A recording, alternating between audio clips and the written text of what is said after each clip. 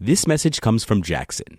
Taxes aren't something you can only think about once a year. With investments, planning for tax day is year-round. Fortunately, Jackson offers tax-efficient products. Visit jackson.com for more information on how our products can make your tax bill a little bit less painful. Jackson is short for Jackson Financial Incorporated, Jackson National Life Insurance Company, Lansing, Michigan, and Jackson National Life Insurance Company of New York, Purchase, New York.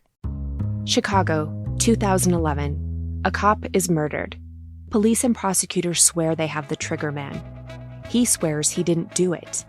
How far will each side go to prove they're right? Like it's just one bombshell after another, where you're like, what? The story of a PlayStation, a brain-eating amoeba, and the relentless pursuit of justice. Off Duty, out now. Listen wherever you get your podcasts. Howdy, howdy, ho, and welcome to Fantasy Fan Fellas. I'm Hayden, producer of the Fantasy Fangirls podcast and your resident lover of all things Sanderson. And I'm Steven, your bookish internet goofball, but you can call me the Smash Daddy. And we are currently deep diving Brandon Sanderson's fantasy epic, Mistborn. But here's the catch. Steven here has not read Mistborn before. That's right, hey. So each week, you'll get my unfiltered, raw reactions to every single chapter. And along the way, we'll do character deep dives, magic explainers, and Steven will even try to guess what's next. Spoiler alert, he'll be wrong. Newsflash, I'm never wrong. Episodes come out every Wednesday, and you can find Fantasy Fan Fellas wherever you get your podcasts. Hello, everyone, and welcome to the Psych Legal Pop Podcast. This is a podcast where we talk about popular culture through the lens of an attorney and a therapist. My name is Brooke Brigham. I'm the attorney. And I'm Tess Brigham. I'm the therapist. And today we have a very special guest. We recorded, this is episode 117. We recorded a episode about the documentary, The State of Alabama versus Brittany Smith. And just to refresh your recollection, this is about a woman who, in Alabama, who was convicted. Well, she actually pled guilty, but she was charged with murder. She tried to use the stand your ground rule in Alabama. Alabama and some other states have the stand your ground rule where if somebody is in your own home, you have no duty to retreat before using deadly force. And she killed a man with a gun who she had let into her home initially voluntarily, but he wouldn't leave. He ended up raping her, and she shot him and was not allowed to use the stand your ground defense in her case. And she ended up taking a plea deal and ended up only serving about 3 years. But the prosecution was really very adamant about getting a conviction out of her. Mm-hmm. They wanted her to be a felon for life. And that set her on a path to setting her up to violate her probation because she had so many constraints and so many things working against her. But anyway, we will talk more about the Brittany Smith case as we go along because there's a lot to it. That's just a snapshot. But we were contacted by our guest today, whose name is Carolyn, and she reached out after finding the podcast, and she told us that she had a connection to this case in that she served some time in the same correctional facility as Brittany Smith in Alabama, and she resonated with a lot of what we talked about, the themes from Brittany's case, where women are treated very poorly in the justice system in Alabama, and especially in these correctional institutions, and they do not get the same rights that men do. Mm-hmm. And talking about the conditions, and she has firsthand knowledge of that. So we really wanted to reach out to her and to thank her for contacting us and listening to the podcast and reaching out and hearing what she has to say about this, because she's lived it. And welcome, Carolyn. Thank you so much. Thank you so much for having me. Oh, yes. We really appreciate it. So I guess you can just maybe start by telling us your story and how you crossed paths with And you can explain to what extent you crossed paths with Brittany Smith. But tell us your story. Well, like every other Southern girl, your dream is to get married, have children, have a family, and many other women, but it's very prominent in the Southern culture. Got married at 20, very young, and not knowing at the time, but I was actually involved in a narcissistic abusive situation and stayed in that abusive marriage for 22 years. And if you know anything about narcissistic abuse, it does not end at the divorce. It's like you're still married, but you just live in separate homes. The abuse went on a total of 30 years until I finally went no contact. And the abuse doesn't end just with yourself. It bleeds over into your children. As of today, I have no contact with 2 of my 3 adult children because of lies and manipulation. And all that to say, I was a shell of a person when I got divorced, an absolute shell. There was nothing left of me. I was merely existing. And I had choices, yes, but I did choose alcohol as my self-medication, unfortunately. So I say that to give the background of the abuse never stops. And so I didn't know how to get out of that. And the alcohol just increased as my children pulled away, as the attacks continued to come through my life. And one night I did have a DUI, my first and only. And in that DUI, I did run a red light, which resulted in a wreck with a Shelby County officer. Not proud of it, don't condone it, and own my responsibility in that. But that led to 3 years later being convicted of a felony and sent to prison for a year. No one was killed, thank God. But to say all that, it put me in a position as an educated woman. I was a school teacher. I have been my whole life. Taught in inner city schools. Was an advocate for people that didn't have a voice. And now I find myself in a prison with people that have no voice. Mm-hmm. And so I was there a year. I got out in December. And I have to honestly say it was one of the most wonderful experiences in my life, not to say the prison part, but what I learned from it, what I got out of it, and how it changed my life. It actually gave me a time to sit down and truly heal from the trauma that had caused this whole debacle. I'm 2 years sober. I came out better than I did going in. And I think that's a choice you have to make when you go into prison. Am I going to let this completely destroy me? Am I going to lay down in this metal bed on this tiny little mattress and be angry and just full of rage and hate and depression? Or am I going to pick myself up, make something better of this, and change the trajectory of my life? Mm-hmm. And I chose that I was not going to come out the same or worse than when I came in, because this understanding the trauma that put me there, I just could not take that back out with me. I wanted to be done with that. So that is my story. But I did know Brittany in there. And like I've mentioned before, when you are in prison, you do not talk about what you did. I probably was one of very few that could tell you exactly what I did and tell you the whole truth and nothing but the truth. Mm-hmm. Typically in prison, you either don't tell the whole truth or you just don't. You don't talk about it. You don't ask about it. You just understand we all made a mistake. We all did a felony of some sort in the eyes of the law that put us in this same situation. Yeah. Explain to us the sentencing, because I thought this is part of your story and part of the documentary story is just the harshness mm-hmm. of the sentences that are basically forced on you, because there's no way you would risk going to trial. No, It's not. crazy.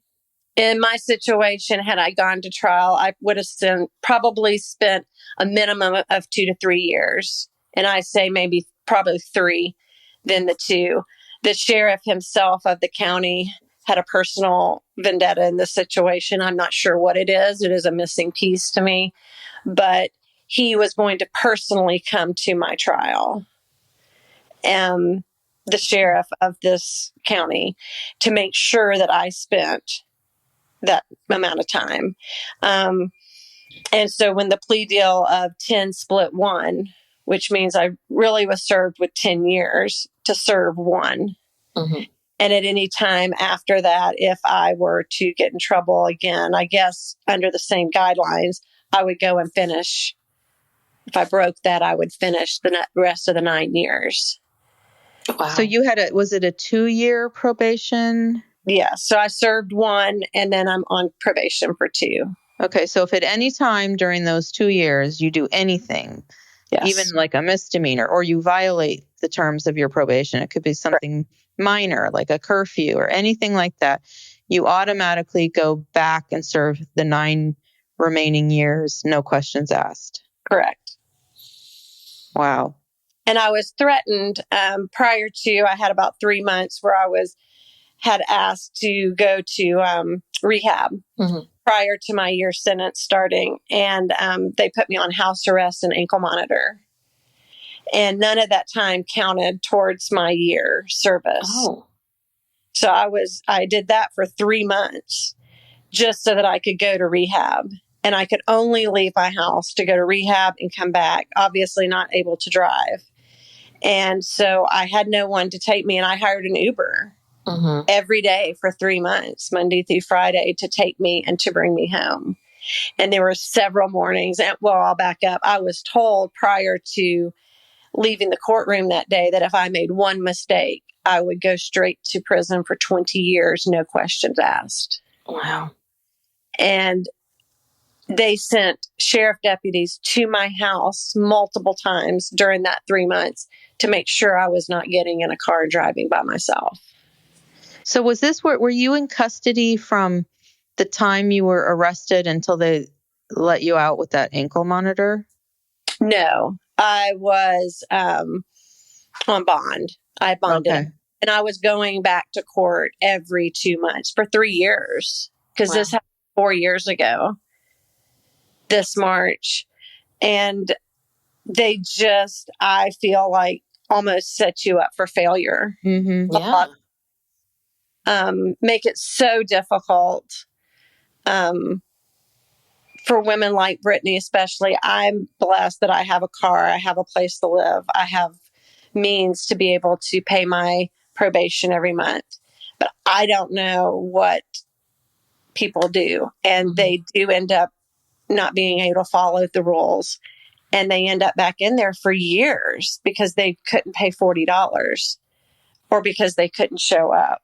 Yeah. Well, as of today, I was just trying to figure out, because I know you got out in December and Brittany was still there, correct? Because she only did 3 years at first after she was sentenced.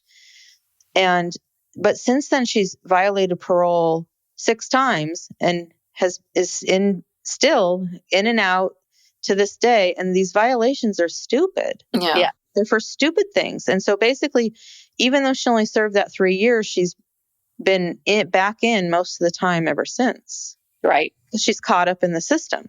Absolutely. And like you said, she can't get a job. She doesn't have reliable. And I'm interested to know, what happened with your job and your situation, and how were you able to, have the means to be able to keep this all going? First, I have great family support from my parents. Second of all, I had been a school teacher. I was a school teacher I've had my license over 30 years. I taught the last 7 in an inner city school, and I have been teacher of the year twice. So I was very productive citizen. This situation of my drinking never affected my teaching career, my professional life. It was a thing of loneliness, and it hurt and ache at night. Mm-hmm. But I have not lost my license per se. I still do not know. That is still up to the Board of Education in Montgomery for Alabama. They have not suspended or revoked, but they will not tell me what they do. And I've been waiting now since they found out, and they have 3 years to decide. And now that my sentence has been fulfilled, I still don't know. Wow. About my license. And I will tell you, when you're in prison and you go to leave, they hand you this paper of 4 pages stapled together of all these companies that are second chance employers, and they're going to hire you. Not one has hired me. I've had interviews, and this has been since December 30th. I have applied for 10 or more jobs a day. Mm-hmm. And Indeed, and making connections. I've interviewed at least 3 or 4 times a week. Walmart will not hire me. Target. The only other thing I have on my record is a speeding ticket at 16 and 17 years old. Mm-hmm. But they charged me, and this is where they get you. I was charged with an assault 1 felon, which on paper looks like I attacked somebody, physically attacked them. And I know people on the inside that had the exact same charge when they might have beat their significant other or their cousin. A lady had beat her cousin with a crowbar to death with the exact same sentence. Well, yeah, the fact that you hit a police officer just set it off on a whole other trajectory. Correct. Yeah. Did you ever watch the show Orange is the New Black? It's funny. That show? I'm sure people ask you that. They do. I never could watch it beforehand. I was kind of, I don't know, very sheltered, very prim and proper. Yeah. Well, so at the end of the series, this is what reminded me of this. At the I think the last season of the series, the main character, Piper, gets out of prison, and they show what life is like for her first year out. And it very similar. She was a person, educated, had a job, blah, blah, blah. She made this choice, and she took responsibility, and she did her time, and now she's coming out. And it was the exact same thing. Like, she couldn't, she didn't have a car. She was living with her brother. She couldn't, one of the things that the only job she could get was at this restaurant, but she could only work during the day because of alcohol, because they served alcohol at night. So she could only work day shifts, but she couldn't make enough money from the day shifts to be able to do that. And, the money that she had to pay, the probation, I think that's another thing that most people don't realize is that it's all these fees. And so people hear probation violation, and I think people automatically go to this place of like, oh, they screwed up again. But It's like, not being able to come up with $40 is not you screwing up. No. Or whatever the fee is. You not having a ride to get somewhere so that you're late to something and you lose your job is not you screwing up. It's not you making a mistake. That is, and in so many ways in our world, we are so kind to people about like acts of God, like things that happen, except when it comes to this, it's like there's zero tolerance. And it goes against everything that we understand about humans, because humans make mistakes. Humans, that is just part of the process. And you make bad choices, and you make mistakes, and you do things wrong. And so it's almost like, well, stop being human, be a robot. And then, oh no, then that's it. You're back. And I think I think Brittany's a good example of someone who, because she struggled with addiction, she was getting her life together. Then this thing happened. And I don't know exactly what all these probation violations, but my guess would be it's all stemming from just trying to get things rolling for herself, just trying to get somewhere, but they make it so hard. You come out, it's hard. Mm-hmm. It's really hard when you come out mentally. Mm-hmm. You have been in a place where every sense in your body has been at level 1,000, 24/7 a day. Wow. The smells, the sounds, the alertness, there is no quiet ever. There is no complete darkness at night. The lights are on always. There is rules upon rules upon rules inside among the inmates and just the general rules. So you are on high alert 24/7. And, I was only in there for a year. I can't imagine people that have been in there 5, 10, 15, 20 and get out. But sleep is still hard for me in those quiet places in the dark. My mind goes back to there this day. And I haven't been out that long. But in Brittany's case, she was fighting for her children. So many women are fighting for their children. And let's look at the whole picture. Was there a man involved? Was there trauma involved? Was there a situation involved that caused this situation to help make her make the choices she made that day to let her brother take the rap? Because she was days from getting her children back. And like you said, she was trying so hard. But nobody looks at the bigger picture. And I can tell you there's not one woman in that prison that is not there because of some trauma in their life. And until we heal the trauma, till we fix that, the mistakes are going to continue. Yeah. And when I made just because you want to make a mistake or you're an evil, horrible person, you're making them out of survival. Yeah.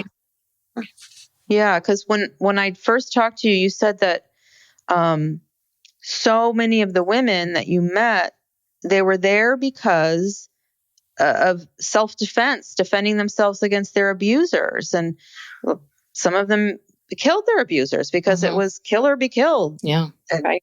Yeah. A lot of moms that had killed men that had abused their children. Where's the justice in that she spends her life in prison with no parole? Yeah. And she said she'd do it again in a heartbeat. But yet she's the one that was taken away from her child. And we want to talk about these children of mothers in there. And I can only speak on behalf of the women, but I think as women, we're not looked at like that. I mean, yes, people have done some horrible things, but we need to look at the woman's role. A lot of these women are the breadwinners of their houses. A lot of these women are the sole caregivers of ever how many children they have and others and their families' children and on and on and on. And we're destroying, and I know their choices did, but we're destroying many, many lives and generations through these I forgot the word, but the, sentences that these women are given. It's generational trauma. Yes. But there's no hope for them. And there's no understanding of the bigger picture. That's what frustrates me. Because I think when you were telling your story, right, this is a great example of I got married at 20. And so it's very easy for someone at 50 to go, well, why did she pick this guy? You're like, well, her frontal lobes weren't developed. You're 20 years old. Everyone stop and think about who you were dating at 20, or some of the crapola you put up with. It's like, no. And that's one piece. And I think with your story and also Brittany's story, I was just re-listening to our episode earlier. That was one of the pieces that just drove me crazy, is just how not one person stopped for 1 second and said, well, let me put myself in this person's shoes. Let me for one moment think about being 20 years old or being young or doing this. And then this happened and this happened and that happened. Because Brittany got in trouble for denying that she was raped on the 911 call. And okay, I'm sorry, but we listen to a lot of 911 calls. Not, lots of people give a lot of information all over the place. It's just, it's astounding to me that there aren't more people along the line that aren't stopping. So right. I'm curious about, for you, like, as you were weaving through, did you feel like you had anyone besides your attorney? Did it feel like anyone in the system was at all helpful or trying to make this an easier process for you? I'm not going to say anybody made it easier for me, but along the way, like the lady that was in charge of, like my parole officer, I guess you would say, but over the ankle monitor that I had to, and when you have that, which a lot of women come out of prison on that, That's $300 a month. Wow. And you pay that. I had to pay that for 3 plus the Uber. I mean, it's a very expensive. It's a money making business. Mm-hmm. And the lady that was over that for me just could not believe. Anybody I told my situation on the inside could not believe that that's what was happening to me. Mm-hmm. Not one officer, anyone that I spoke to. And she even tried to get me hooked up with a different lawyer to try to help, Mm-hmm. before I had gotten sentenced. And so it just, they did not believe that the sentence was, they didn't feel like it fit the crime. Yeah. There should not have been any accountability or sentence. I'm not saying that at all. I'm not saying I didn't do wrong.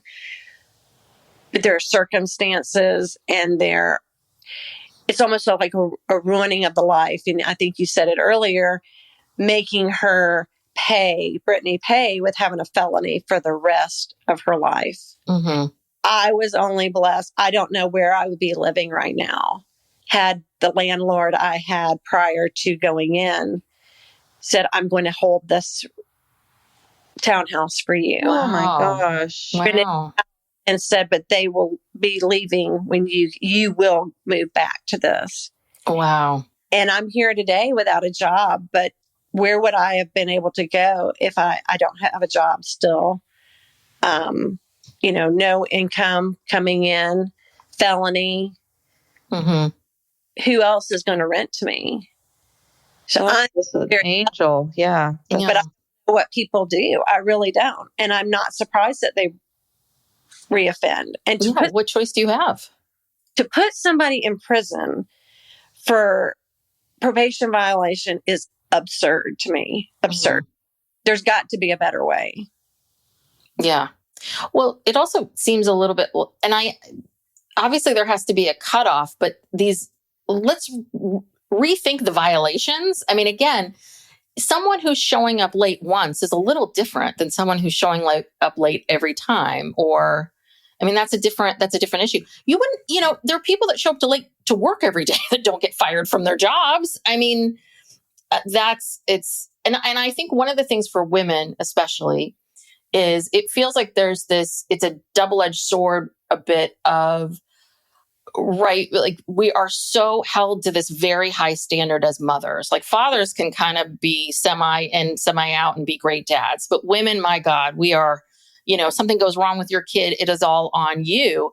And then here you see all of these women who my guess would end up in prison, like you said, for killing the abuser, but for stealing for their kids' food, for, being a sex worker, for, whatever it is. And then we're so, that same mother is still you're a terrible mother,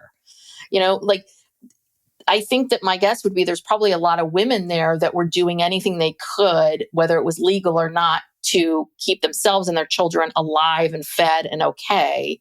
Right. And so, but you're not doing it the way we want you to do it. I don't know. Well, I'm very clear. A lot of times when I talk to people, there are true criminals with criminal minds that do deserve to be there. I met them. I saw them. That's not a debatable thing. Mm-hmm. That is what our prison and our justice system is for. But there is a large amount of women and men, I'm sure, but a large amount of women that are sitting in prison that we could be doing something completely different with to make this a better life and situation for their children and for them that could have just as well, a much better outcome. Mm-hmm. But, that are not these horrible, heinous crimes. Drugs alone, and I'm not condemning drugs. I'm not saying that's okay. They're worse in prison than they're on the outside. Yeah. I'm a big believer that no one should be convicted for drug use at all. It is a mental health issue. It's addiction. Yeah. It's addiction. Right.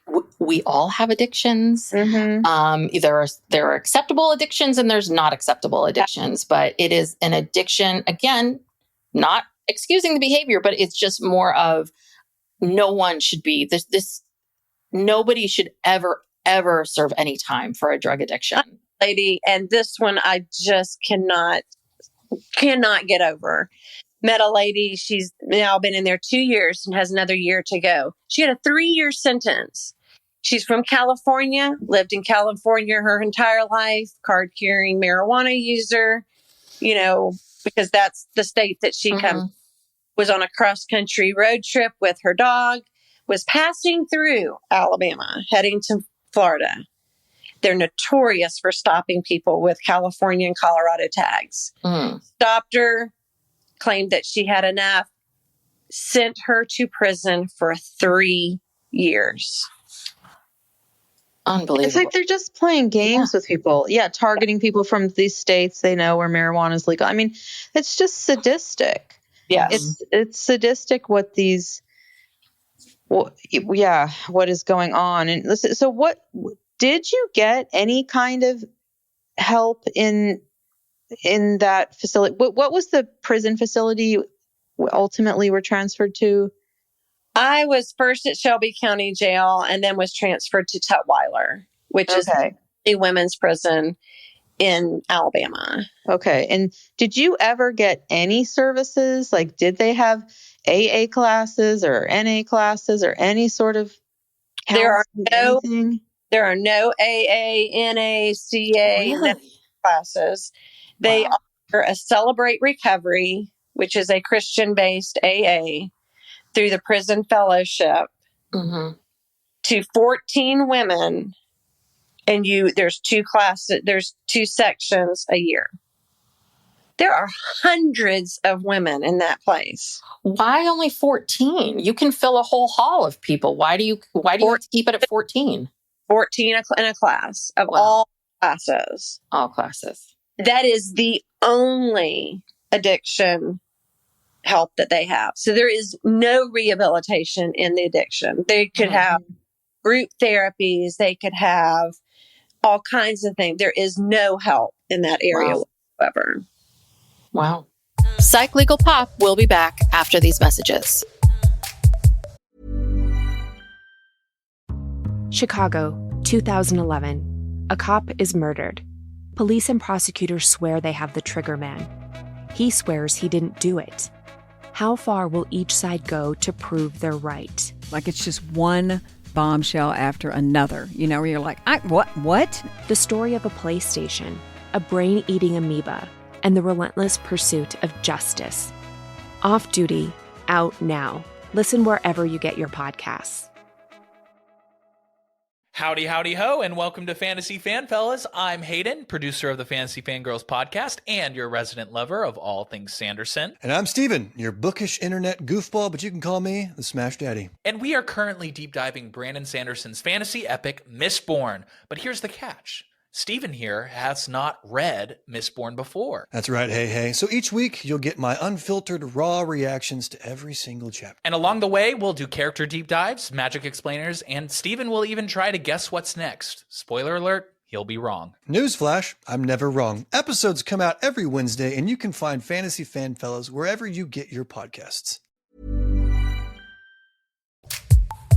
Wow. And yeah, you also talked about how there's no preparation for getting out. No. When you're paroled or you get out on probation, there's no way to, you're just like sent out there, no preparation. You kind of don't even really know when it's going to be happening or what's going to happen or where you're going to go. Just for some people, yes. Yeah. Some people know. For me, I knew I had an EOS, which is end of sentence. So I knew on December 29th, that was my day and I was leaving. And funny enough, I got up to leave that day and they didn't have record of it. There was a mistake in the computer. Oh, and nightmare. The officer looked at me and said, "Lady, today is not your day. You need to go back to your bed. You're not going home today." And I said, "Well, what you don't understand is I've given everything away and I just threw my toothbrush away." So my parents are out there in an hour and a half and I'm leaving. But you have to be your own advocate. You have to fight for yourself because no one's fighting for you in there. No one. And you're looked at, you're a number, you're a nothing. you're spoken to with such disgrace and just as disgust. You could ask somebody, what time is it? Or, do you know if we have this for dinner tonight? And they will cuss you out because they can. Mm-hmm. And so there is nothing in these prisons that's helping women to heal from their traumas, to deal with the, what put them there. We're just punishing the crime, but we're not looking at the bigger picture. Nobody's saying, well, what got you here? And I will say education is number one. Most of these women that I encountered, and I did GED tutoring while I was in there. I got a job doing that, but most of these women are dropping out of school between 5th and 6th grade. Wow. Yeah. And they can't read or write. Well, what are you going to do when you get out? No GED, no education. You're going to reoffend. You're going to go right back and do what you did before that got you there, because that's what you know to do to make money for your family. It's like you're being punished for survival. Yeah. Can you imagine? I don't know what led them to have to drop out at 5th or 6th grade, but it couldn't be good, And so, so they've had to survive under crazy circumstances, and you're being punished for doing things to survive. I mean, that's the inhumanity. It's inhumane. Like this whole process, there's not a single thing in here that is going to help anybody. No. Yeah. And I told one of the head up people at the Ingram State Technical College, which is what pairs up with the prison to do skills training like welding, logistics, office, GEDs, that type of thing. And he got up and gave a speech to the ladies one day at a college fair type thing for them to come and see if they wanted to do one of the careers. And he said, and all of you know about high school and how it works. You all were in at least till 16. I pulled him aside later and I said, I thought the same thing, but I'm here to tell you 70% of these women never step foot in a high school. Wow. So to assume that we can't do that anymore. It's face reality. The reality is these women are uneducated. These women did not do that, whether they got pregnant, they were in households that education was not important. Their parents did not make them go. My personal opinion, being an educator, prison reform starts in elementary school, keeping kids in school, knowing hard, not letting them fall through the crack. Yeah. Wow. Yeah. Like how many people total, how many women were in the prison? Do you know? I believe there were about 500 to 600 in the actual prison. And then there are pockets of the prison, one in Montgomery and 2 in Birmingham, where hundreds of other women are. I was in one dorm that had 150 women, and then I was in another dorm with 125. So there's large dorms with large amounts of people. So I would, and I don't want to make this sort of this graphic thing, but I really want to hear about what was it like that first day? Like, because, I mean, just walking in there for the first time going, okay, I'm going to be here for a year. Well, and I came from a situation, I've never even known anybody to go to jail, let alone, I have no reference. I had not watched Orange is the New Black. So I really had no, other than watching Cops, I had no vantage point, nothing. I didn't. And so it was overwhelming. It was scary. You're taken off of I was woken up at 5:15 that morning and told to pack my stuff up. I was leaving at the county jail. I was shackled, hands and legs, put in a van with no windows, sitting sideways in a metal cage, taken there, doors opened, you're shoved out, taken off, and then you're shoved into a shower area and stripped naked. Everything you have on, you throw away. So somehow you're told, in the county jail, they tell wear your best whites. You get to keep them. No, you keep nothing. Everything is thrown away. Wow. And then they size you up and start yelling out, oh, this is what size underwear and bra and clothes that she's to wear. And they throw them at you. And unfortunately, I put my pants on the wrong way. I didn't know. There's a target on them. There's a writing on them where it's Alabama Department of Correction, and it goes on behind your thigh. And that's your target. If you were to escape, that's what they would shoot. And I put it on the front, but it's just a whole day of yelling and screaming and demoralizing and throwing you into really hard situations. You don't know anybody except for the people that you came from your jail with. It's very much a shock to the system. You're thrown into a room and you have to pick a bag, and the bags are labeled small, medium, large, XL. And then you pick the one that might be your size, and you pull out the certain things that are going to be labeled or tagged with your name and number. You have all these numbers you have to remember, and a lot of screaming, a lot of yelling. The food is disgusting. Not uncommon to have maggots in your food.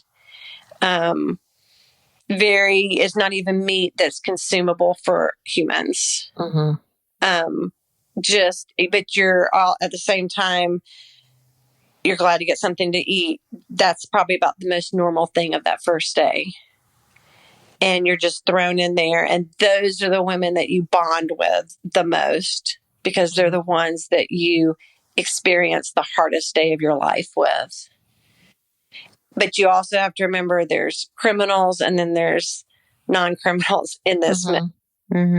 And there are people there to take advantage of you and manipulate you and con you. And then there's others that want to hurt you.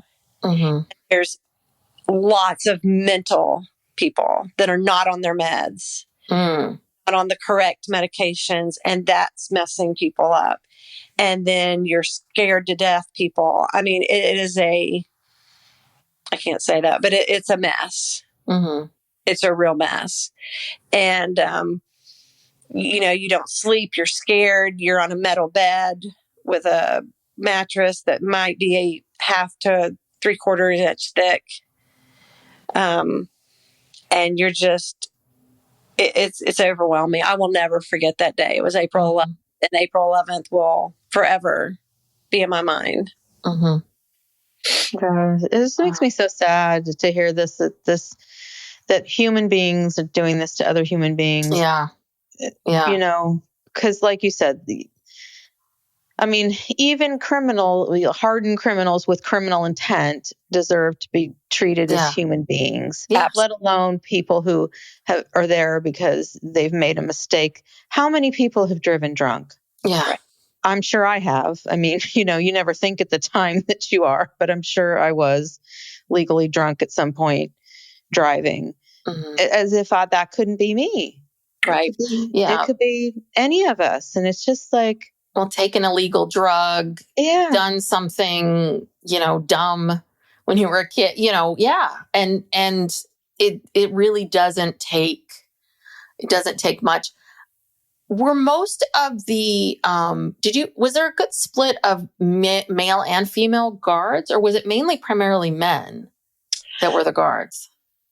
Yeah, it was a lot of men, a lot of women. I would say split. I would say split. Was there a difference between how the female guards treated you versus the male guards, or is it really just the personality of the guard? Like how? A lot of his personality. Okay. I think a lot of them, and I'm not being mean or ugly when I say this, it was the consensus of the inmates. They enjoyed having a place that they could go and kind of an ego boost, be over somebody else, tell them. And I hate to bring this up, but the racism, I've never seen racism as horrible as I have in prison. Really? On black towards white. Okay. they were in the minority. The African American culture in the prison was probably about a third to women, but they ran the show. And I would say all of the prisoner or the COs, the police or whatever, were Black. I knew one white man. The rest were Black, men and women. Some very nice.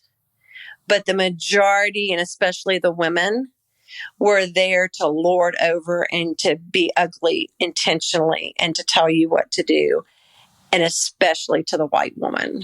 To the Black women, they would converse, pal around with, act like they were their buddies. Not me. And then the prisoner, the Black prisoners to the white was pretty horrendous. If I was in a shower that they felt like they needed to be in at that time, I was made to get out mid-shower, naked. You just get out. But to say all that, it's coming from every direction. There's no place of peace. Wow, that's interesting. Yeah, and here you show up, this pretty blonde lady. Like, you didn't have a chance. Were you in... That made me go, what are you doing here? I know you're supposed to be here. What are you doing here? Were you in a cell with someone, or was it a big dorm where you had many different people? Or because one of the things that I think would be the hardest if you had a roommate that you did not like. You had either they were annoying or mentally ill or something was going on, or just rubbed you the wrong way. Right. Like, how do you get away from them? You don't, first of all. So in jail, it is a cell situation. You one or two other roommates locked behind a door. In prison, it's more dorms. So first one, when I first got there were 57 of us. Okay. And then the next one, there was 80 of us. And the next two that I went to was the 150 and 125. And that is a lot of personalities. Oh, yeah. In space. And you kind of get in your group of who you live around. Your mate, the person that lives above you, the person that lives to the sides of you. And basically survival is staying to yourself, being quiet and not saying a word. I don't care whether you like what they do or not. You just don't say a word. I almost got beat up in one of them and got in an argument with the lady. And by this time, at a certain point, you start to stand up for yourself. Not horribly, but vocally at some level. And because she did not want me to put my trash can, which I made from a paper bag that we got at the snack line, underneath my bed on her side because she didn't see it. So it can be you can have OCD people that are just every little thing, and you almost have to die to yourself. What you want doesn't matter anymore. You're just peace and survive and be as small as possible so that aren't seen by anyone. Yeah. And, you knew you would be getting out on a certain date and you had a short sentence. I mean, can you imagine just the torture of facing decades or the rest of your life or not knowing how long you're going to be in there? I mean, it's just torture. It's mental torture. And then we wonder why it's so violent. And we wonder why there's, all these issues. And we wonder why there's people wielding their power. And institutionalized. And I know a lot of women that came out and went back in, and they do that because, especially when they were in there 20, 25 years, that is all they know. Yeah. That becomes more comfortable to them than outside. On the outside, they have to pay bills and they're responsible for things. And in there, that's completely taken off the table. And so they reoffend because they can go back and they know they'll be safe. and it's better there. I know a lady that's getting out next year, and she will have been in 25 years. Wow. This prison system has done nothing to prepare her. She has no idea that there will not be a newspaper to buy at the local gas station, or a cell phone or anything. And I don't know how she is going to survive. What kind of job is she going to get? Mm-hmm. And she's not mentally capable of getting a GED. So now what is she going to do? Mm-hmm.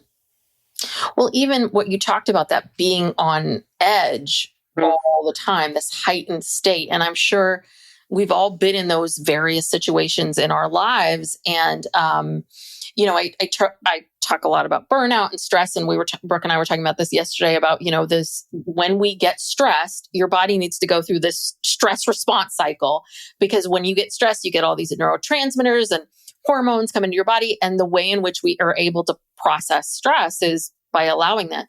But if there's never a time where there's no stress, like, it sounds like you're just always at this heightened place of complete shutdown, of, being hyper vigilant, but also probably exhausted at the same time, like this bizarre state to be in beyond burnout.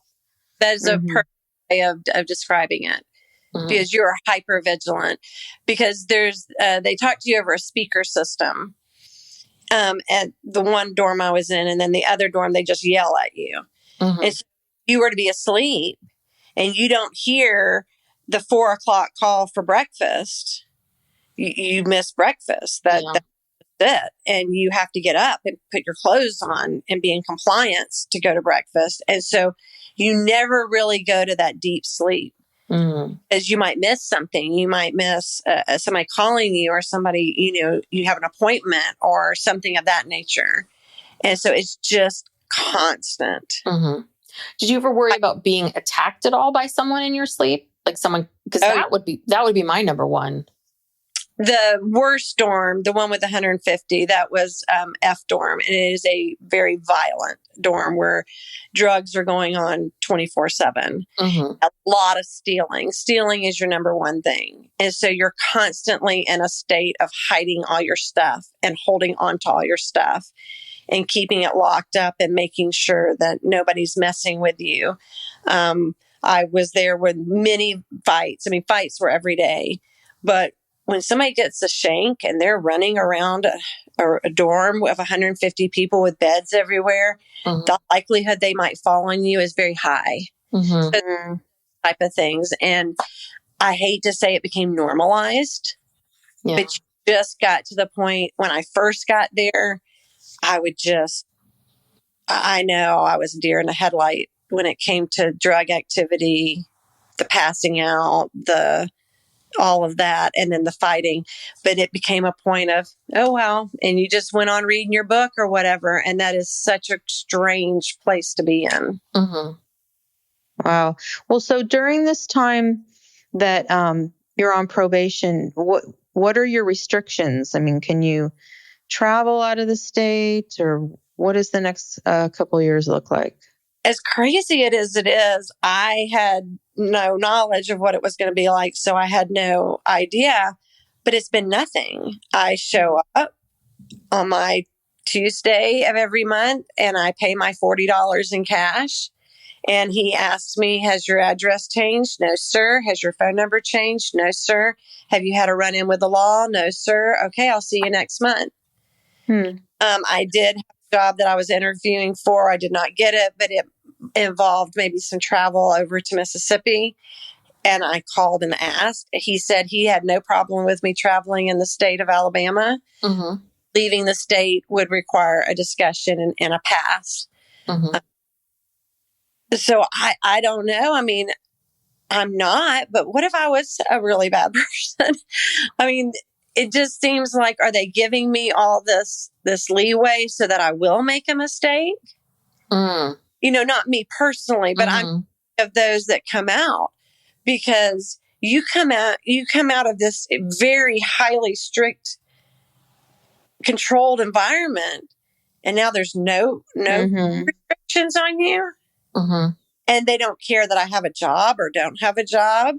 Like, don't you want me to be a productive citizen in society?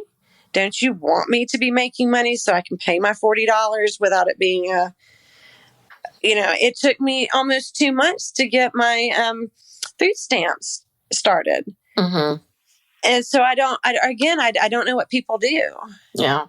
But I think give you enough rope to hang yourself again. That's what I was going to say. It's like, they're not going to help you with anything. Oh, no. And they're kind of just sitting around waiting for you to screw up. Yeah. I'm sorry. Is that $40 a week or a month? A month. A month. Okay. And then I still have my court cost. And then some people have restitution on top of that. I did not have restitution. I just have court costs. And I will pay those when I get a job. I'm like, will have to wait until I get a job. But it's just, it does not make sense to the human mind. Well, I have to say, I can just tell by talking with you, you will get a job. Yeah.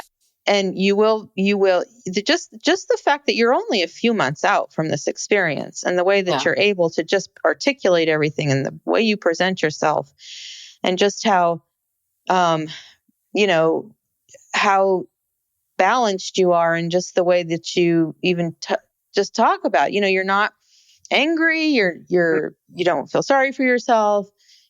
You accepted responsibility and you're moving on.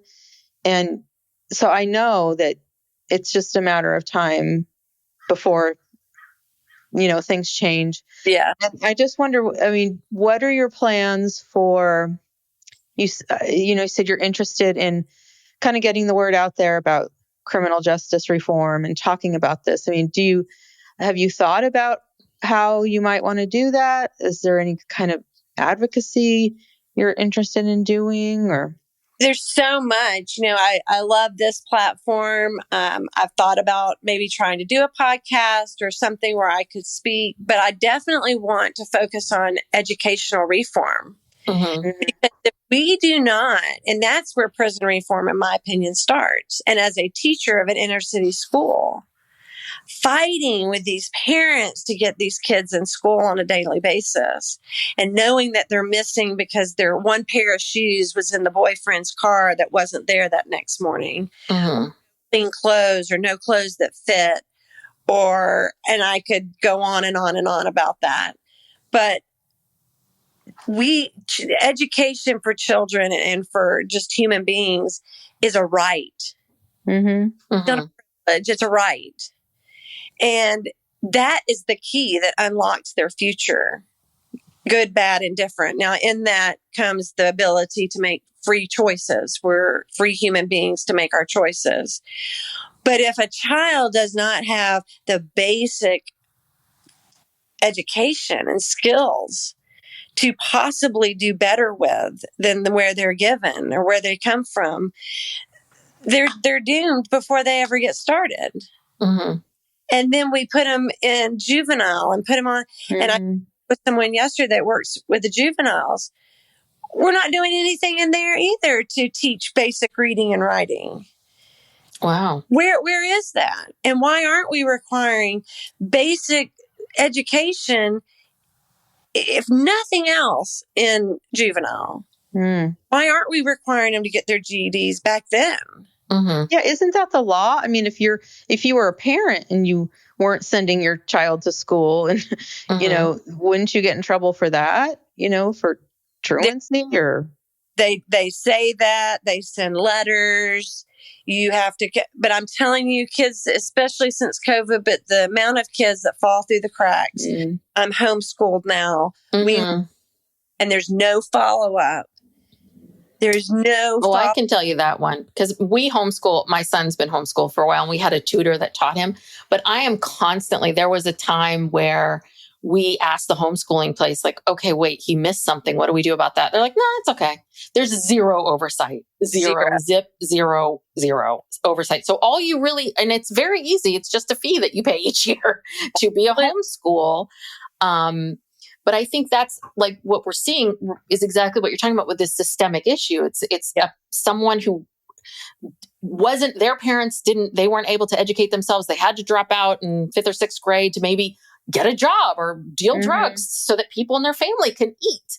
And so then, they grow up and they have children of their own, and the cycle continues and it continues and it continues. And I taught a lot of kids that their parents were doing the best that they could. And, their mom had to work all night. And when she got home at 4 or 5, she accidentally would fall asleep in the chair. Yeah.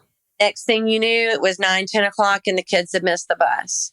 And I would try so hard to work with parents like that. Bring them anyways. What time you can get here, as a school, we'll work with it. We'll do something, what can I do to help you? Can I call you? Because there are parents out there that are trying really hard. And I don't want to put them all in the same bucket. They are out there and they're really trying. But there's a lot that are not.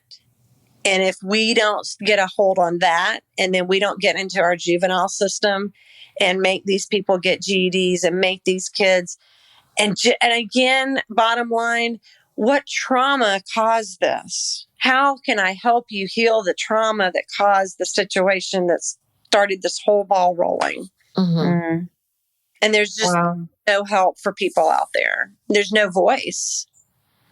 Yeah. Well, this has been so enlightening. I mean, I thank you so much for contacting us. And I thank you so much for being willing to share your story and take the time. And, if there's anybody out there who has anything to offer Carolyn in terms of opportunities to get involved with, these issues that she's, passionate about, and to help her in any way, please contact us. At our email, or I don't know if you want to tell people how they can contact you. That's up to you. But we're happy to be the in between. Yeah, we're happy to. If you psycholegalpoppodcast@gmail.com. If anyone has any resources or ideas, because like I said, I know that you're gonna be fine, but it takes time, but you have a good attitude. It doesn't leave you just because you walked out the door. Will always be a part of me. And you want to forget it, but I can't think about those people that are suffering still. That's not necessary. Yeah, that must be hard. Yeah, I'm sure you do every day. Like, you think about the people, that whole thing. Yeah. I mean, because like I said, this is not in that far of the distant past. No. Very, very close. So, well, if anyone out there has any information, because one of the questions that I wrote down was like, what can, if you're a listener out there listening, like, what can we do? Is there one small thing that we can do? So if there's anyone out there, because this feels like such a huge, big, giant issue, big thing. And I think that that's the piece. There are a lot of people out there that are passionate about this, believe the system should change, wants to do the work, but it's really hard to know, where do you begin? And I'm not saying, Carolyn, tell us where to begin. I'm just saying to anyone out there, please, any wisdom that you have of, like, if you were us, like, where do you begin? Because I've said it many times on the show, but the prison system should not be for profit. No one should be profiting off of this. And if there's some reason why you need to charge people $40 a month, then it needs to be like $3 or something. Like, if there's a reason, because in the therapy world, there's always this belief that you don't do free therapy. If someone has to give you $1, that's fine. But there has to be some kind of exchange of, you have to give something up in some way, shape, or form for the service. And so anyway, I think that this is such an important issue, and especially it feels like, especially for we covered the documentary Daughters, which is about fathers and who are incarcerated and their daughters, but for women, being the primary caregivers to their children, it's unreal. I can't imagine what happens when a mom is gone for a year. It all falls apart. Everything falls apart, It really does. or longer. Well, thank you so much again. Thanks for this opportunity. It's been amazing. And you guys are amazing. Thank you for your doing to bring light to this and to other wonderful topics. Well, thank you. And I hope we can have you back again sometime to talk about the same topic, but a different situation or different documentary. So we will see you again. Okay. And I just want to thank everyone for listening. If you enjoy our podcast, if you haven't already, if you could please subscribe, that would help us. It also helps if you can give us a 5-star rating and review. If you want even more of us, we have a Patreon where we do a weekly bonus episode where we talk more about our personal lives and also more topics, whatever topics we feel like talking about, basically. And you also get all of these episodes ad-free. That's at the $5 tier. At the $8 tier, you get all of that, plus a monthly true crime bonus episode and a monthly Ask Us Anything episode. And you can find us on all the social media platforms at Psych Legal Pop, TikTok, Instagram, Facebook, Blue Sky. Thanks, everyone. We'll see you next time. Bye. Bye.